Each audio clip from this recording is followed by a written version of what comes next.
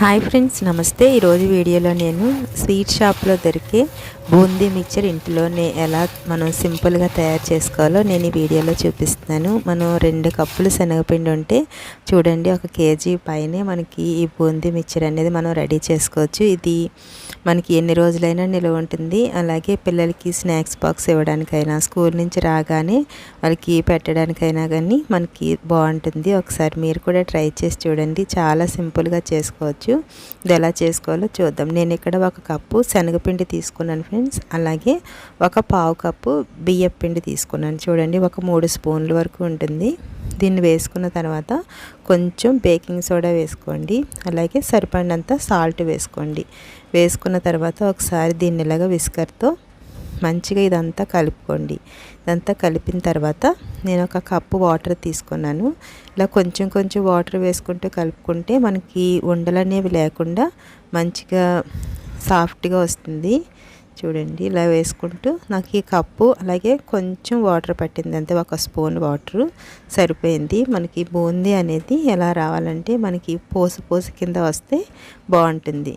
చూడండి, ఇలాగా కలుపుకోవాలి. ఇదంతా అయిన తర్వాత చూడండి, మళ్ళీ 1 స్పూను వాటర్ వేసుకుని ఇలా కలిపి చూడండి, ఈ కన్సిస్టెన్సీ ఉంటే సరిపోతుంది.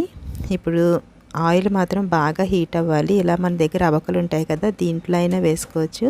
నా దగ్గర బూందీ గరిటె ఉంది, దీంతో వేస్తున్నాను. ఇలాగా ఇప్పుడు మనం ఆయిల్ పెట్టుకున్నాం కదా, ఆయిల్ మాత్రం చాలా హీట్ అవ్వాలి ఫ్రెండ్స్. హీట్ అయిన తర్వాత చూడండి, ఇప్పుడు నేను దీంట్లో వేస్తున్నాను. ఫస్ట్ మనం వేయగానే గట్టితో స్పీడ్గా తిప్పకూడదు. అలా తిప్పినట్టయితే మనకి తోకల కింద వచ్చేస్తాయి. అలా తిప్పకుండా నిదానంగా పట్టుకుని కొంచెం స్లోగా అలా చేసినట్టయితే చూడండి ఎంత పోసు కింద వచ్చిందో. ఇలా రావాలి. ఇలా అయిన తర్వాత మనం దీన్ని ఇలాగా బూందీ వేసుకున్న తర్వాత ఒకసారి ఇలా క్లీన్ చేసుకోవాలి. నెక్స్ట్ ఆయిల్కి రెడీ చేసి పెట్టుకోవాలి. వీటిని ఇలాగా చాలా తొందరగా అయిపోతాయి. ఒకసారి ఇలాగ పైన కిందకి ఇలా చేసుకుంటూ ఉంటే అన్నీ ఈవెన్గా కలర్ వస్తాయి. ఇలా వచ్చిన తర్వాత చూడండి, బబుల్స్ అన్నీ తగ్గిపోయినాయి కదా, అప్పుడు మనం ఇలాగ ఈ బూందీని ఇలా తీసేసుకోవడమే. అలాగే చూడండి ఎంత క్రిస్పీగా వచ్చినాయో. అలాగే రెండోది కూడా ఇలాగ వేస్తున్నాను.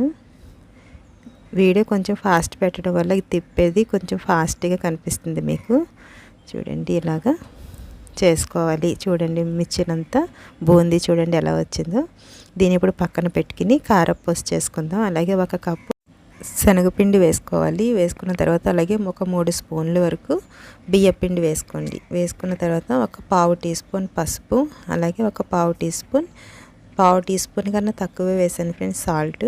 వేసుకుని ఒకసారి ఇవన్నీ కలిసేటట్టు కింద ఇలా కలుపుకోండి. కలిపిన తర్వాత నేను 1 కప్పు వాటర్ తీసుకున్నాను.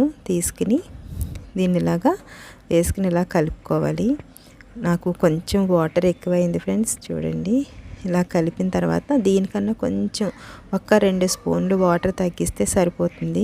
నేను మళ్ళీ దీంట్లో ఇంకా శనగపిండి ఏమీ కలపలేదు. చూసారు కదా, 1-2 స్పూన్లు తగ్గించుకుంటే వాటర్ సరిపోతుంది ఫ్రెండ్స్. నేను ఇది కారపూస చేసుకోవడానికి నేను ఇలాగా చిన్న చిన్న బెజ్జాలు ఉన్నది తీసుకున్నాను. తీసుకుని స్పూన్ తోటి ఇలా వేసుకోండి. మనకి కొంచెం వాటర్ ఎక్కువైతే ఏమీ కాదు, మనకి ఫ్రై అయ్యేటప్పుడు కొంచెం టైం పడుతుంది అంతే. చూడండి, ఇదంతా దీంట్లో ఫిల్ చేసుకున్న తర్వాత దీన్ని పైన పెట్టుకుని చూడండి, మనకు చాలా ఈజీగా వచ్చేస్తుంది. కొంచెం వాటర్ ఎక్కువైనా పర్వాలేదు. చూసారా, ఇప్పుడు మనకి ఆయిల్ ఇలాగా హీట్ అయిన తర్వాత ఇలా 1 చుట్ట కింద వేసుకోండి. ఇది కూడా చాలా తొందరగా ఫ్రై అయిపోతుంది. ఇలా కొంచెం ఫ్రై అయిన తర్వాత దీన్ని ఒకసారి ఇలాగా టర్న్ చేసుకోండి. ఇలా 2 వైపులా కూడా ఫ్రై అవ్వనివ్వండి. ఫ్రై అయిన తర్వాత దీన్ని ఇలా తీసుకుని ప్లేట్లో పెట్టుకోండి. అలాగే నాకు ఇది 3 చుట్ల వరకు వచ్చింది.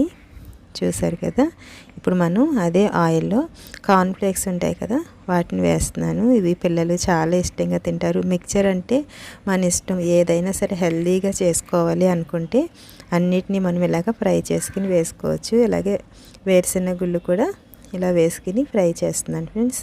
ఇవి కొంచెం ఫ్రై అయిన తర్వాత నేను కొంచెం జీడిపప్పు వేస్తున్నాను. మీరు ఏది వద్దనుకుంటే అది స్కిప్ చేయొచ్చు. కొంచెం హెల్తీగా కావాలి అనుకుంటే అన్నీ వేసుకుని చేసుకోండి, చాలా బాగుంటుంది. ఒక 4 స్పూన్ల వరకు వేసుకున్నాను. వేసుకుని ఒకసారి ఇదంతా ఫ్రై అయిన తర్వాత దీన్ని కూడా ఇలాగా తీసేసుకోవాలి. ఇలా తీసుకున్న తర్వాత నేను కరివేపాకు కూడా ఫ్రై చేస్తున్నాను. ఇలాగే కరివేపాకుని ఇలా కొంచెం తీసుకుని ఇలా ఫ్రై చేసుకొని, కరివేపాకు చాలా బాగుంటుంది మిక్సర్లో. ఇది కూడా తీసుకున్న తర్వాత నేను అటుకులు కూడా వేస్తాను ఫ్రెండ్స్. అటుకులు ఒకే ఒక సెకండ్లో చక్కగా ఫ్రై అయిపోతాయి. మనం ఇది స్లోగా పెట్టుకుని స్టవ్ వేసుకోండి. అలాగే వేపిన శనగపప్పు కూడా వేసుకుని, వేపిన శనగపప్పు అయితే వేసిన వెంటనే తీసేసుకోండి ఫ్రెండ్స్. అలాగే చూడండి, వీటన్నిటిని ఒక దాంట్లో వేసుకున్నాను. చక్కగా ఇవన్నీ ఫ్రై అయిపోయినాయి కదా. ఇది గిన్నె చిన్నదైంది, నేను ఇంకో కొంచెం పెద్ద గిన్నెలోకి టర్న్ చేసుకుంటున్నాను. ఇలా వేసుకున్న తర్వాత ఇప్పుడు దీంట్లో మనము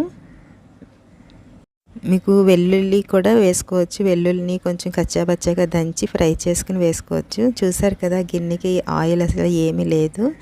ఆయిల్ చాలా తక్కువగా సోక్ చేసుకుంది.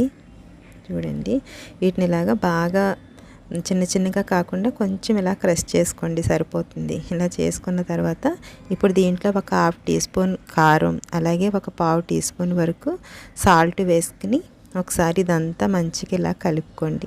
కారం కారంగా వర్షాకాలంలో టీతో పాటు తీసుకున్నా కూడా చాలా బాగుంటుంది ఫ్రెండ్స్. చూసారా, కొంచెం సేపు మనం కష్టపడినట్టయితే మనకి 1 వారం రోజుల వరకు పిల్లలు కూడా హ్యాపీగా తింటారు. మనకు కూడా చాలా బాగుంటుంది. చూసారు కదా ఫ్రెండ్స్, నా వీడియో నచ్చినట్టయితే ప్లీజ్ సబ్స్క్రైబ్ చేయండి, లైక్ చేయండి, షేర్ చేయండి. చూసారు కదా. Okay friends, thanks for watching.